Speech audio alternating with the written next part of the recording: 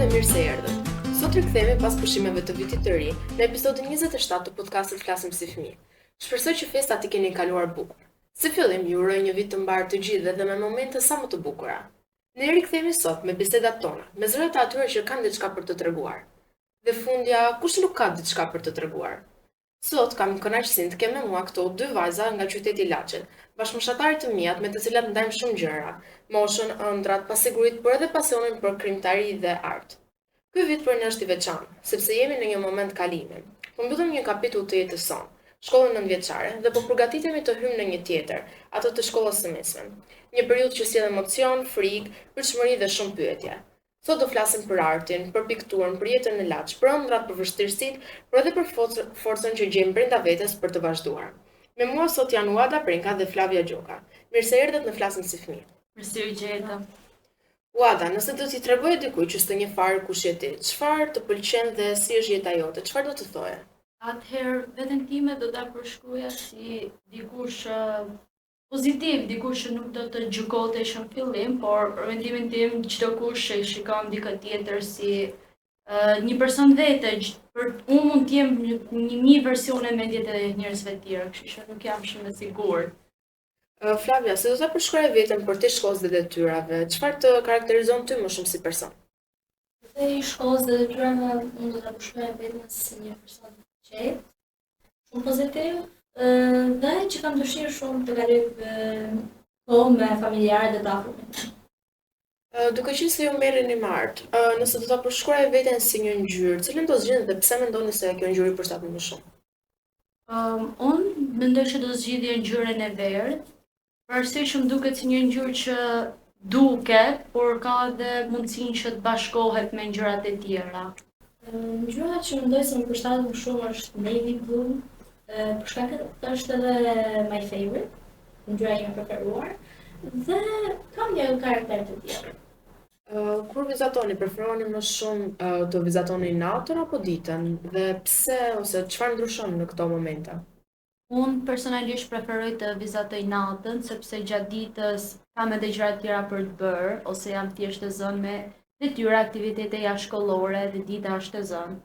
Dhe natën është thjesht një moment më relaksi, kur unë i kam mbaruar punët që duhet mbaroja gjatë ditës, edhe mund edhe të jap emocionet që kisha ndjer gjatë ditës në vizatimet e mia. Po për ty? Edhe unë në fakt preferoj të vizatoj më shumë natën, është më qetë, ndërsa ditën sigurisht shoh si një detyrim për të mbaruar një pikturë për shkak se më duhet te shkolla ose diku tjetër, ndërsa natën është shumë për çefin tim. Unë për shembull kur praktikoj hobit e mia që shkruaj ose gatuaj, bëj një puzzle diçka, dëgjoj shumë muzikë. Po ju, a ju ndihmon muzika kur krijoni dhe nëse po, çfarë lloj muzike dëgjoni? Unë personalisht nuk dëgjoj muzikë kur punoj, për arsye që ajo më bën të harroj punën që po bëj në vizatim. Më bën të shkojnë mendime më shumë të rreth këngës edhe fjalëve të këngës. Ka raste që mund vej në sfond muzika relaksi, por nuk është se dëgjoj kur vizatoj ose pikturoj. Ndërsa unë fakt kam shumë dëshirë të bëj diçka që e bëj, të ngjoj muzikë, kalon kohën, ndërsa kur jam te kursi, rri në qetësinë time, në mendimet e mia. Muzika që më pëlqen të dëgjoj më shumë janë këto muzikët shqiptare, por edhe gjuhëtuaja. A ndjeni më rehat kur vizatoni në letër apo ju tërheqën shumë me zemrën në tip laptopash, kompjutrash, pra në teknologji dhe vizatimin digjital dhe pse? Mua më duket vizatimi në letër më i thjeshtë se sa digjital, për arsye që jam mësuar më shumë ti duke punuar në letër ose në telajo. Por unë kam provuar edhe vizatimin digjital dhe mendoj për ata që nuk kanë mundësi që çdo kohë të rrit blej lapsa, ngjyra të reja, kurça edhe kështu është një mënyrë shumë e mirë që të shpëllojnë artin. Edhe mua në fakt më pëlqen më shumë vizatimi në letër, se sa në digjital, s'është se e preferoj shumë. Nëse do ta përshkruani këtë periudhë të jetës tuaj me një fjalë ose një ndjenjë, cila do të ishte ajo, Flavia? Shumë mirë, në fakt, mrekullueshëm. Më pëlqen shumë kur pikturoj dhe kur dikush nuk më thotë që bëj këtë punë ta mbarosh ose diçka tjetër. Më mirë të jem pa çefin tim. Po ti, Uada, si do ta përshkruaj këtë periudhë të jetës tënde? Periudha e jetës time, normalisht kemi gjëra që na ndodhin çdo ditë, si qenë pozitive si negative. Dhe kur vizatoj ose pikturoj, për mua shumë njerëz thonë gjithkohës që është terapi relaksuese, edhe është në të vërtetë, por mund të jenë jo gjithmonë emocione që po nxjerrin vizatimin të mund të jenë pozitive. Edhe unë mendoj që kjo është një mënyrë shumë e mirë për të nxjerrur mendimet e ditës, që kanë shqetësuar. A mbani mend momentin e parë kur kuptuat që vizatimi nuk ishte thjesht lojë, por diçka që u bënte të ndiheshet mirë dhe doni ta vazhdoni, Flavia? Mendoj vitin e shkuar, kur mora pjesë në konkursin e fundit të tretë, te Kryqi i Kuq dhe Fëmijët, e mora me shumë seriozitet dhe jo si një thjesht ta bëj edhe të shoh nëse marr ndonjë çmim. Por doja me të vërtetë ta merrja çmimin e parë dhe të shkoja edhe në shkallë vendi. Po ti, Uada? Për mua pak ka qenë një moshë shumë vogël kur isha rreth 7 vjeçë, 7-8 vjeçë. Por jam me babain tim edhe më hypi dëshira që ta vizatoja, edhe mendimin e atij arritëm boshim një imazh vogël, në atë kohë babi im rriste pluma dhe pa ta bërë një vizatim me të duke ne me pluma. Edhe në atë ditën e dija që u du me vazhdu artin. Çfarë të tërheq më shumë të vizatoni sot dhe a ka ndryshuar pra interesi juaj me kalimin e kohës? Mua më pëlqen shumë të vizatoj peizazhe ose objekte të ndryshme. I kam provuar edhe portretat, por sërish preferoj shumë. Unë për vete më shumë të kam punuar me portrete, ato që unë tregoj më shpesh, nga që jam më konfidente me to janë anime, por kam provuar realistic, hyperrealistic, cartoonish, kam provuar çdo lloj mënyre për t'i realizuar portretet. A ka ndonjë pikturë ose vizatim që ju ka bërë të ndjeni kënaqur për veten dhe pse pikërisht ai? Uada. Për mua po, ka qenë një pikturë që më ka bërë që të ndihesha me vërtet shumë mirë për veten time. Ishte për 28-29 nëntorin, kur unë bëra për krenaren e Skënderbeut, isha në klasë 6. Edhe ai moment ishte një kur unë me vërtet kuptova që nëse punoj, mund t'ja arrij që të bëhem një artiste e madhe. Po ti, Flavia? Për mua ka qenë në klasë 6, gjithashtu, kur kam bërë një pikturë për tezën time dhe u habita me aftësitë e mia si një fëmijë vogël që isha. Shpesh thuhet që shumë artistë kanë krijuar veprat e tyre më të forta në momente të vështira të jetës ose në momente jo shumë të mira. A mendoni se njëjtë të forta, si tërshtimi apo vetmia ose vetë dashuria mund ta nxjesin krijimin artistik dhe si e përjetoni ju këtë personalisht? Uada. Unë për vete, kur kam më shumë të emocione si zemrimi ose trishtimi, nuk mund bëja se dhe një vizë në letër. Emocionet e mia thjesht më bëjnë me nerva dhe lapsi mund t'i bi shumë fort edhe pastaj nuk shihet ose thjesht nuk janë në mendje për ta bërë atë vizatim, por mendoj që emocionet e ndryshme në artistë ndryshëm reagojnë në mënyra të ndryshme. Jo, në fakt mua s'më pëlqen fare që të punoj në pikturë ose në vizatime, kur jam e mërzitur. Preferoj kur t'jem e lumtur edhe e marr me gjithë qejf të bëj punimin tim, çfarë të dëshiroj. Kur ndjeni të mërzitura ose të mbingarkuara, çfarë roli ka piktura? Ju ndihmon ajo që ndoshta të qetësoheni pak ose t'ju ul stresin? Për mua personalisht, kur jam overstimulating, piktura thjesht më shkatron nervat akoma dhe më keq, sepse jam një person që mundohet ta bëje perfekt në mënyrë të parë, edhe normalisht piktura do i proces, edhe kur nuk ke durim në mendjen tënde, nuk mund të bëhet, edhe thjesht më bën që të ndihem më keq për veten time. Po t'ja të ndihmon piktura kur ndihesh e mbingarkuar? Në fakt, po. Mund të jem në një fazë time kur jam shumë mbingarkuar ndoshta me mësime ose me projekte dhe preferoj ndonjëherë që të merrem me pikturën. Çfarë ndodh me mendimet dhe emocionet tuaja kur filloni të vizatoni? Për mua emocionet e mia thjesht shfaqen, shpërthejnë një lloj mënyre, edhe mendime emocione që unë ndoshta deri në atë pikë nuk është se dia që i kisha ose gjëja që unë po mendoja. Është në vërtet diçka e bukur për mendimin tim, sepse të bën të takosh me mendjen tënde më shumë edhe të jep një qetësi më të madhe mbasi ke vizatuar. Për mua, kur filloj një pikturë, pyetja ime e parë është se nga ta nis, si ta nis dhe si do ta vazhdoj më saktë, nuk është se mendoj ndonjë gjë tjetër.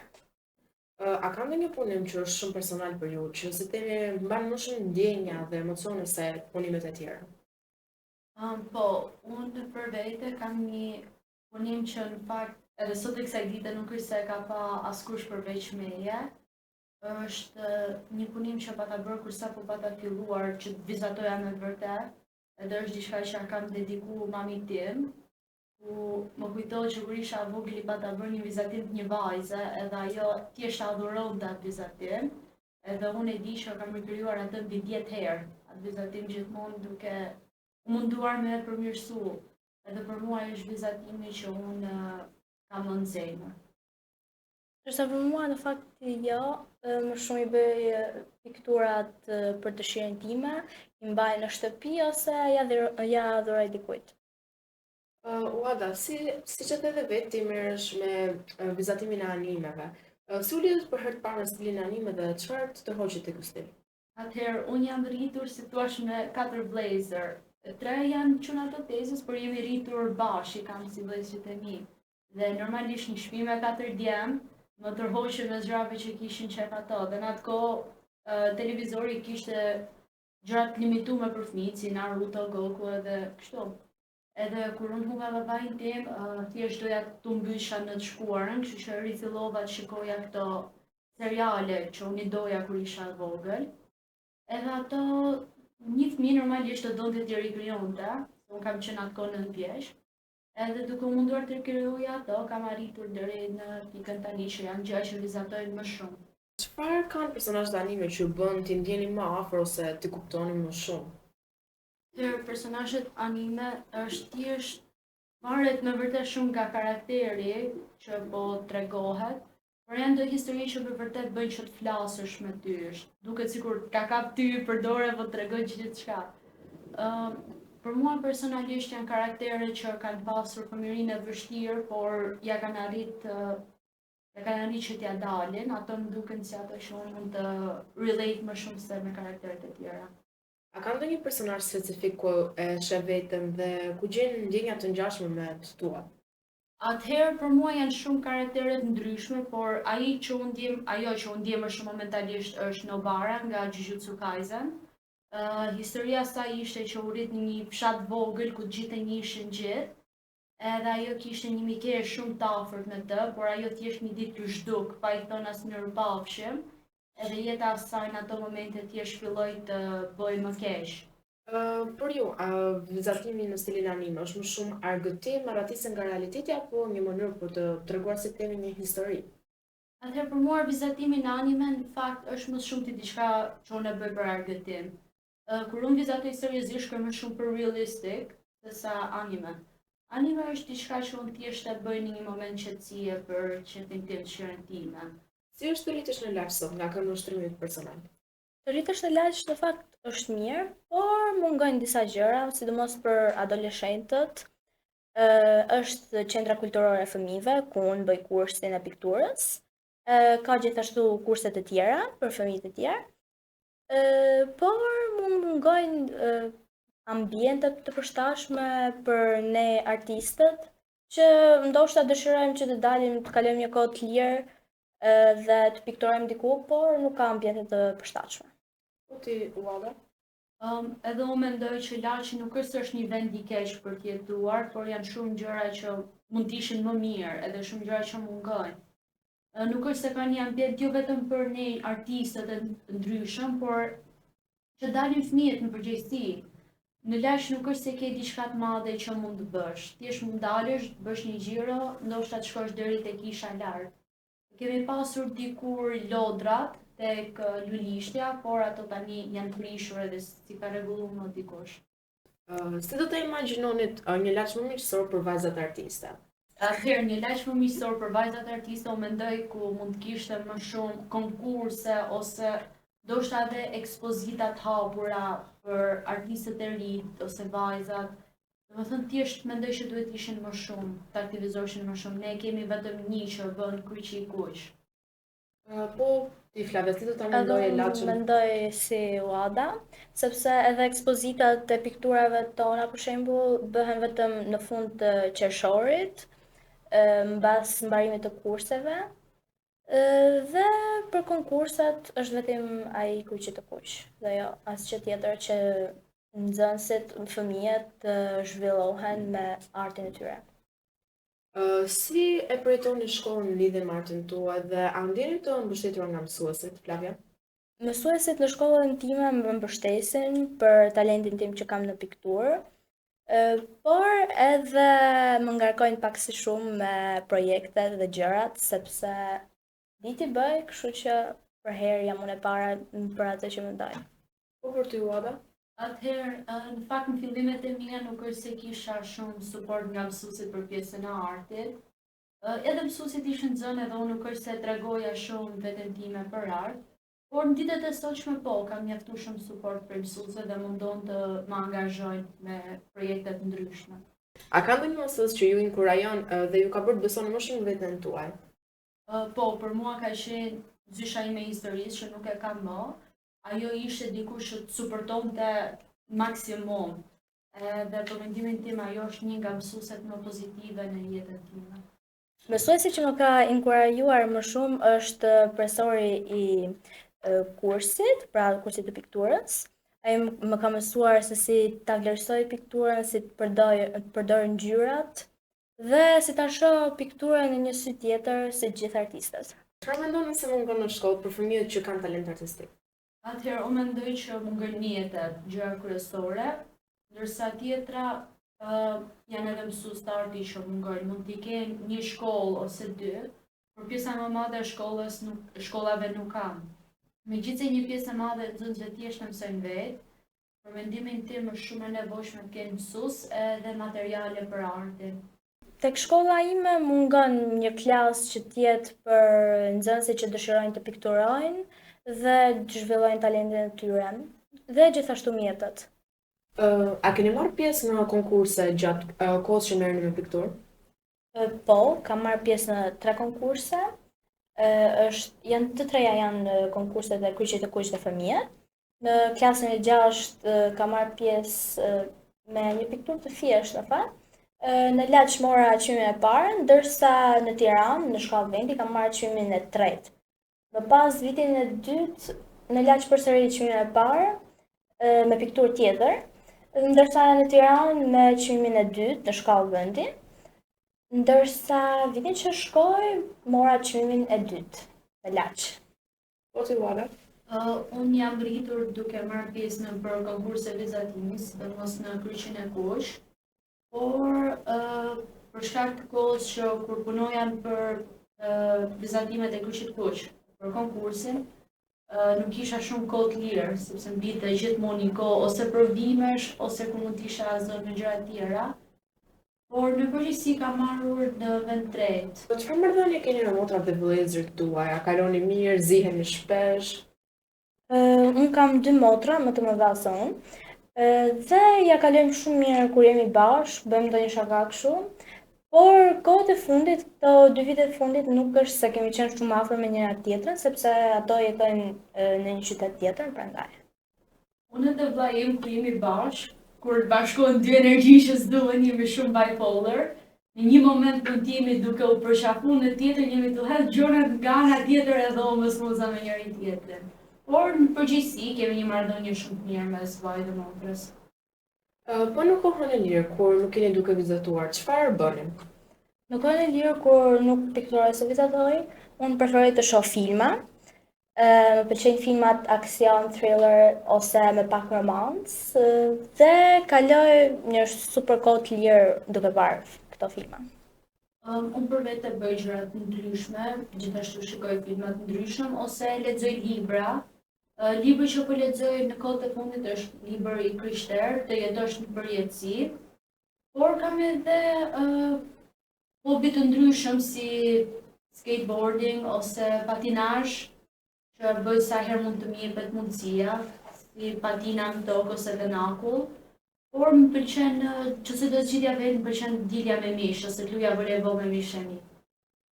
Ti, Flavia, që the që të pëlqen shikosh filma, cili është filmi i preferuar? Unë kam disa filma të preferuar. Një nga ato është Dashuria e Shrefit, është ongoing akoma dhe po pres për episodin e ri. Dhe gjithashtu filmat e tjerë janë K-drama, filma korean. Më pëlqen Good Boy, është me aksion dhe pak romans. Është shumë i bukur, më ka pëlqyer shumë. Dhe Mr. Plankton. Ka episode të tëra, episodet janë shumë të lumtur, por ka një fund të trisht. A keni bërë ndonjë projekt në shkollë që ju ka pëlqyer shumë se ju ka ngelur në mendje, Flavia? Po, vitin që shkoj për 28-29 nëntor, unë dhe disa miq të mi të ngushtë jemi marrë me një projekt tepër të madh për ne.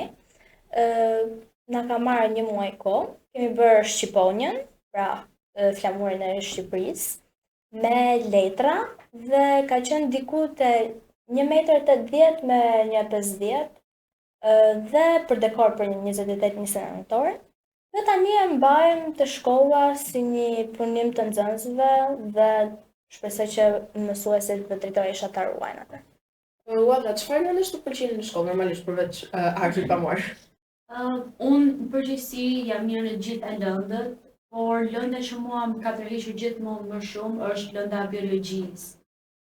Jam rritur si tush një vend që mund ta quash farm, edhe duke qenë që jam rritur me kafshët edhe me bimët gjithmonë më ka bë interes se si funksionojnë. Po për ty, Flavia, çfarë lëndësh tjera të pëlqejnë? Për mua lënda e preferuar është anglishtja. Zysha që më jep anglishtën është shumë pozitive dhe e vlerësoj shumë për punën që bën, sepse me punën që e bën, mua më ka hyrë shumë qejf anglishtja dhe mësoj me shumë dëshirë. Duke qenë se jemi në klasë 9, si ndjeni për faktin që do kalojmë gjimnaz dhe gjithçka do ndryshojë si themi, a ndjeni gati për këtë fazë të re të jetës sonë? Atëherë, unë personalisht kam pak angë nga kjo pjesë sepse kam kaluar gjithë jetën time në 9 vjeçare me një klasë me të njëjtit persona. Edhe të shkosh një vend të ri që nuk njeh pothuajse asnjë, ndoshta nuk njeh edhe asnjë fare, është pak e frikshme për mua. Po për ty, Flavia? Edhe mua shpresoj të mbjetohem shpejt, sepse kur nuk njeh askënd dhe ndoshta varet disa nga miqtë e mi që kam tani, nuk do të shkojnë në gjimnaz, kështu që shohim nëse do ja kaloj mirë apo jo. Po gjatë pushimeve veror ose pushimeve të tjera që kemi ndër ditët e shkollës, si kalonin? Atëherë, unë për vete përgjithësi, kësa radhë sidomos pushimet verore, kam kaluar si staf në një kamp, ku mendoj që kishte vështirësitë edhe bukurinë e vet. Unë isha në një javë shumë vështirë sepse një pjesë e madhe e fëmijëve vinin nga shtëpia e fëmijës ose nga familje shumë abuzuese. Edhe kjo ishte shumë e vështirë sepse një pjesë e madhe e fëmijëve aty po nxjerrnin çdo emocion. Por për mua do thoya që do ta bëj sërish dhe ishte një eksperiencë shumë e bukur. Shumë për këtë angazhim që merr. Po ti, Flavia, si ke kaluar pushimet? Unë në fakt pushimet e mia i kam kaluar duke shëtitur me familjen. Edhe akoma vazhdojmë këtë paktën një herë në 2 javë, do të shkojmë shëtitje diku. Dhe gjithashtu duke pikturuar. Kur mendoni për disa vite më vonë, si imagjinoni veten tuaj dhe jetën tuaj, Flavia? Për disa vite më vonë, unë e shoh veten time ose një piktore ose fotografe. Më pëlqen shumë profesioni i fotografës dhe mendoj që edhe pikturën ta mbaj si një pasion tim. Për mua e di që pikturës nuk do ja heq kurrë dorën, por momentalisht kur e mendoj veten time të ardhmen, e mendoj veten time duke punuar me fëmijë më shumë. A e shihni artin si profesion të ardhshëm, apo keni dhe mundësi të tjera? Ju e përmendët pak a shumë, po nëse sot do ju duhet zgjidhnit, kë do zgjidhnit, artin apo një profesion tjetër? Në fakt nuk jam shumë e sigurt për këtë pjesë. Arti është diçka që unë adhuroj me gjithë shpirt, por në ditët e sotshme nuk është diçka që appreciated aq shumë sa unë mendoj që duhet. Artin unë nuk e shoh si një profesion të ardhshëm, sepse nuk vlerësohet shumë ndonjëherë në disa vende dhe mendoj se do të zgjedh një profesion tjetër, por të afërt me artin. Çfarë jep shpresë sot ose dhe në vitet e mëparshme, në ditë kur gjërat duken të vështira, një kujtim, një moment, diçka që ju i bën gjithmonë t'ju kthehet buzëqeshja në fytyrë? për mua është mami im. Ka qenë gjithmonë suporti më i madh që unë kam pasur. Nëse për tjerët mami ka qenë shkëmbi, për mua ka qenë mal. Personin që sa herë kujtoj dhe më kthehet në buzëqeshja është babai im. E dua shumë dhe e falenderoj për përkrahjen që më ka dhënë që në fillimet e mia me pikturën, si gjithashtu edhe mamin. Çfarë do të thoshit një vajze tjetër që ka talent, por ka frikë ta tregoj këtë talent? Atëherë mua më ka ndodhur në shumë raste, duke qenë që unë punoj me fëmijë, që fëmijët kanë pas talent madh, por kanë pasur frikë që ta tregojnë. Edhe unë mundohem që ta tregoj artin e tyre në një moment edhe pa treguar se kush është artisti dhe fëmijët e tjerë të reagojnë te ai edhe gjithmonë në eksperiencën time ka qenë reagim pozitiv. Edhe kjo i ka ushtyr fëmijët që të tregoshin vetë artin e vet dhe të ndishin më të rehat, më relax kur po bëshin vizatimet. Po ti Flavia? Edhe unë kam disa shoqe që më thonë a kam bërë mirë këtë se më pëlqen kështu dhe mundohem që ti motivoj dhe ti them që a kanë bërë mirë dhe të vazhdojnë të bëjnë edhe më mirë. Gjithashtu një nga ato është shoqja ime e ngushtë tek kursi. Për herë është pak më dyshje për punimin që ka bërë, por mua më duken në fakt shumë bukura punimet që bën ajo dhe i them që vazhdon mos e bën edhe një herë për fillimi se ka disa raste që e ka bërë. Dhe në fund, nëse pikturat tuaja do të flisin me zë, çfarë historie mendoni se do të tregonin ato? Atëherë, unë mendoj që kjo varet nga piktura, sepse jo çdo pikturë dhe vizatimi imi kanë njëjtin zë, kanë çdo pikturë dhe çdo vizatim ka gjën e vet për të treguar. Në fakt kam pas bërë një pikturë më përpara në një flet normale vizatimi dhe ka qenë një person dhe fytyra e saj ishte mbuluar me ngjyra të ndryshme dhe në fund për ta mbyllur pikturën ishte një dorë e zezë mbi kokë, si shenjë kundra dhunës ndaj grave. Ju falenderoj shumë që ishit pjesë e këtij episodi të Flasim si fëmijë. Faleminderit Uadës dhe Flavias për sinqeritetin, ndarjen dhe guximin për të folur. Faleminderit edhe ti për ftesën. Ky podcast ekziston për t'i dhënë zë fëmijëve dhe të rinjve, sepse secili prej nesh ka një histori, një mendim, një opinion, një ndjenjë që meriton të dëgjohet. Ju kujtojmë që Flasim si fëmijë transmetohet çdo të mërkurë në orën 6 mbasdite në Akrolis TV dhe në YouTube. Na ndiqni edhe në Instagram për të qenë të informuar dhe të updateuar për episodet e radhës, temat dhe të ftuarit tanë. Dhe deri në episodin tjetër mos harroni, flisni dhe besoni se zëri juaj ka shumë rëndësi. Mirupafshim.